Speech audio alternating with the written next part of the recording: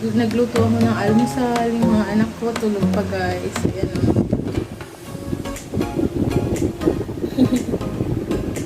Tulog pa sila. Tulog pa sila guys. Tulog pa. Nag-almusal na ako.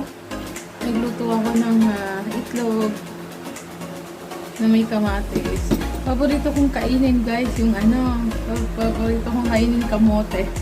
Yan na.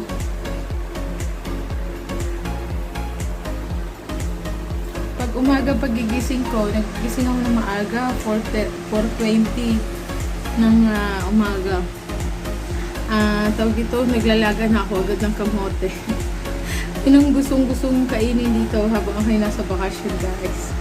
At ngayong umaga naman, maggagawa ako magpipintura ako kasi hindi pa natapos yung pinipinturahan ko.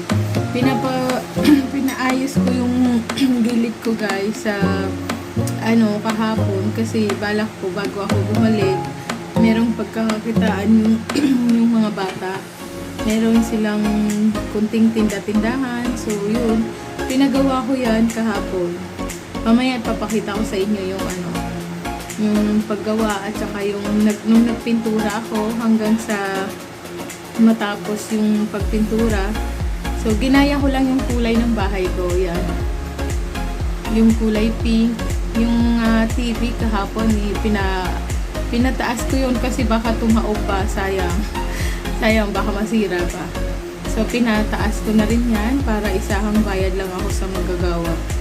Tapos alam niyo guys, ngayong bakasyon ko ang dami kong pinagagawa kaya medyo hindi ako nakakapag-upload masyado kasi tawag ito, napipending siya tapos mahina internet dito. Umiikot-ikot lang kaya ayun, ang dami kong nakapending sa cellphone na mga i-upload pero inshallah pagbalik ko ma-upload ko lahat. So ngayon itutuloy ko yung pagpintura ko doon sa bintana. Ayan, sa bintana dyan sa labas pipinturahan ko siya ulit kasi wala pa akong pang sliding window. Ayan, kortina pa lang tsaka yung bakal. Wala kasi akong parang hindi naabot yung aking budget. Kaya yun. Tsaka, nung isang araw kasi, nagpintura ako. Kaya yan, kortina lang muna yung ko.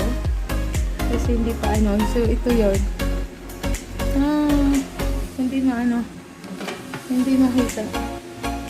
Bakal pa lang yan. Wala pa akong pang sliding. So, mamaya pagkatapos ko mag-almusal, papakita ko sa inyo guys yung pininturahan ko kahapon, yung isang buong gate.